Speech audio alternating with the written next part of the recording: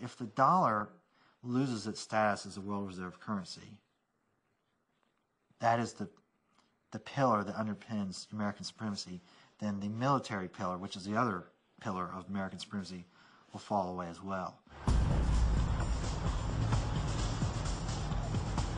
That supremacy is also reliant on the ordinary man and woman in the street continuing to buy in US dollars. It's American consumers who have unwittingly sown the seeds for this conspiracy. Americans are among the biggest spenders and the worst savers in the world. Buy now and pay later seems to be their motto. US national debt is now $7.7 trillion, and the entire debt of the whole country is an incredible $43 trillion. The average American now spends a record amount of their money just paying off the interest on all their loans. So if the petrodollar collapses and interest rates rise, the bubble will burst, and then the stage is set for national bankruptcy. If that happened, that would really be catastrophic for the dollar. It would be bad enough just to have a switch into the euro little by little, but if there was any big switch of these trillions of dollars accumulated in U.S. investment, it would really be catastrophic for the U.S. economy. We may be set back more or less permanently. When you have that many dollars unleashed, you would have a massive devaluation, massive inflation. The whole world economic order would be changed, and the United States would really be in a world of hurt. Teetering on the knife edge of financial meltdown, the US has always needed to keep a firm hand on the trading of its oil dollars. But in November 2000, the most serious attack on the sacred dollar was about to take place. If left unchecked, it could have been an economic Pearl Harbor.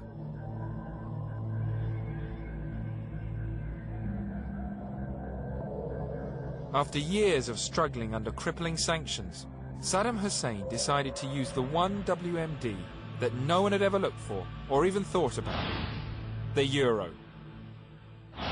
There was a guy once named Saddam Hussein who said, I'm kind of mad the United States bombing me, and Britain too, so I'm going to sell oil in the euros. Came out and said that in the fall of 2000. It's a big secret here in the United States. With the mighty dollar's position as the world #1 suddenly under threat, did a ripple of fear go through the Bush administration? From 2001 to the very beginning of the war, Iraq exported about 3.3 billion barrels of oil. We bought 2.5 of those billion. We bought 2/3 of the oil, but we had to pay in euros. We couldn't have the Federal Reserve. The Federal Reserve cannot print euros, so we have to sell GMs to Europe to get the euros, or whatever we sell to Europe for goods and services in order to get the euros to buy the oil from Iraq. So the petrodollar recycling system began to break down. So according to this theory, Saddam Hussein signed his own death warrant. President Bush had no choice if he wanted to save his country. He quickly placed Iraq on his list of axis of evil nations. And with invasion plans already in place, the inevitable soon happened. I think the decision by Saddam Hussein to go for a petro-euro was the last straw. They had to move because the economy was threatened. And this is what you need to look at, the whole aspect of Middle Eastern oil. The economies of Europe, the economies of the United States, and the economy of Britain were threatened by Saddam Hussein's decisions. With the Iraqi oil industry firmly under US control, there was just one final task left to do to complete the conspiracy and save the dollar. The other big secret is the first thing the Bush administration did when they took over Iraq in May of 2003 was immediately reconvert Iraq's oil transactions from the euro back to the dollar, even though from an economic perspective it was in Iraq's favor because the euro was worth about 17% more than the dollar. So he basically wiped out 17% of their entire profits by going back to the dollar. While all this was happening, the American public was given very little information about how important oil and the petrodollars were to the US.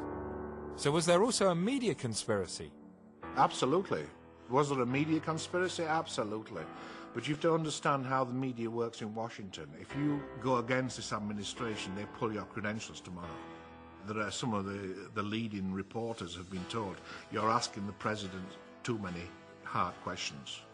And they've been said, if you don't stop asking these hard questions, you will have your credentials pulled. If you get your credentials pulled, you don't go to press conference in the White House. The reporters know the rules, even those who are sympathetic and who understand the truth and the reality also recognize that should they try to project the voice or allow the voice of those who have the position not of the loyal opposition to the empire, but those who really are exposing the empire, that they will be silenced themselves. Re-elected for a second term of office, George W. Bush seems intent on staying in Iraq and keeping control of the country's oil. The petrodollar appears to be safe, but one other country has dared challenge the US control of the black gold. After years of denouncing America as the spawn of Satan, Iran has announced that in 2006 it will set up its own oil trading exchange that could threaten the exchanges of London and New York. Worse news for Bush and his all-conquering dollar is that Iran intends to invite all of the world's oil producers to trade their oil in euros. The same scenario that happened in Iraq is beginning to repeat itself. I'm afraid it's deja vu. This is what we've done with Iraq. Guess what? They are up for a big surprise. Iran is unlike Iraq. Population-wise, Iran is more than double Iraq. As far as the terrain and the territory, it's a harsher country. You know, it's mountainous, resistance could be incredible. They were hoping that the invasion of Iraq would send a message to other countries that are contemplating going off the dollar standard. You know, that obviously hasn't worked out the way they intended it to. So it remains to be seen how far they're prepared to go in order to protect dollar hegemony. And the unthinkable is already starting to happen. Saudi Arabia, which has the world's largest oil reserves, is showing an interest in switching its oil trades into euros. If Saudi Arabia makes the switch to euros, all other oil-producing countries will follow suit. Is the US going to let this happen? Is America going to stand by and let countries switch to euros, so America then loses its place as the world's superpower and loses all the money it gets in petrodollars? And if not, how far is the US going to go to stay number one? We could look upon the invasion of Iraq as a good thing. On the other hand, we could look at the beginning of World War III. So there you have it. From WMDs to US dollars to securing global oil supplies, everyone seems to have a take on why we went to war. Now, according to the White House and Downing Street, the war was about freedom and democracy. But according to one explanation, an alternative theory, it was a huge conspiracy designed to secure nothing less than US global supremacy.